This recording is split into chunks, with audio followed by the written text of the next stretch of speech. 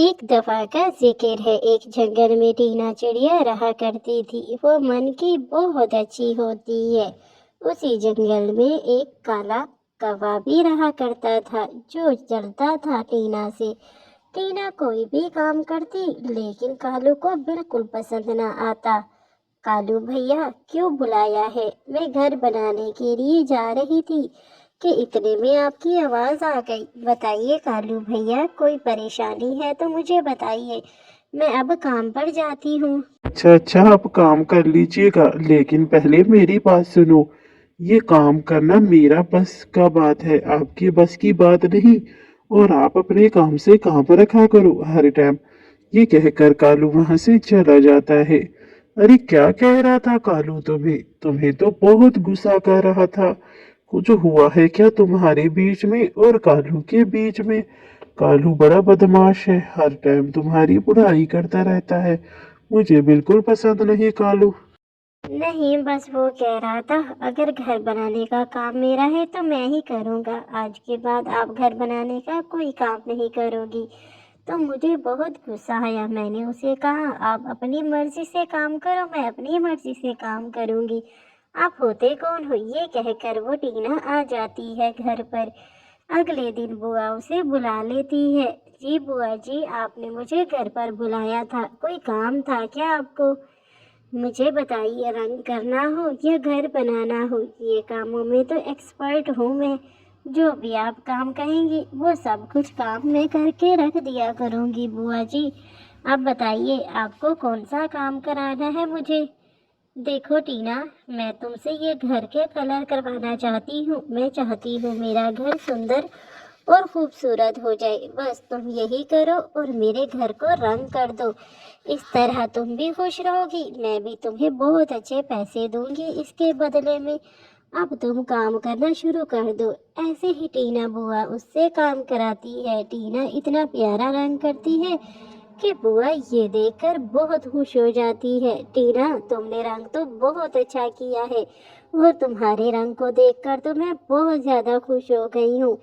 ऐसे ही जंगल में चीर रहते थे। उन्हें कहता है, सिपाही, मुझे एक घर बनवाना है और उसे रंग भी करवाना है। तुम जंगल में जाओ और देखो कौन सी चिड़िया अच्छा रंग करती है। फिर उस चिड़िया से घर भी बनवा लो और फिर रंग भी करा लो। मेरी बहन दुबई से आ रही है, तो वो महल में नहीं रहना चाहती, वो जंगल में रहना चाहती है। तो मैं चाहता हूँ मेरी बहन के लिए खूबसूरत सा घर तैयार किया जाए, वो भी जंगल में। मैं नहीं चाहता मेरी बहन कभी भी खुश ना हो। चलो जाओ, अब बनवा कर आओ। ऐसे ही वो टीना के पास जाता है। देखो जंगल के पंछी, तुम्हारा नाम टीना है ना? बादशाह ने मुझे ऑर्डर दिया है कि तुम उसके लिए एक सुंदर और खूबसूरत सा घर बनाओ। उसकी बहन दुबई से आ रही है, और अगर घर सही ना बना हो तो बादशाह सलामत तुम्हारी गर्दन भी काट सकते हैं। तुम्हारे पास सिर्फ 10 दिन का टाइम है। 10 दिन में तुम अपना घर अच्छे से और खूबसूरत सा बना। ये सारी बातें कालू सुन रहा था। मैं ऐसा होने नहीं दूंगा। इस टीना को तो मैं सबक सिखा कर रहूंगा। बड़ी आई अच्छा अच्छा घर बनाने वाली। अगर ये बादशाह का घर बनाएगी तो इससे इनाम भी बहुत ज्यादा मिलेगा।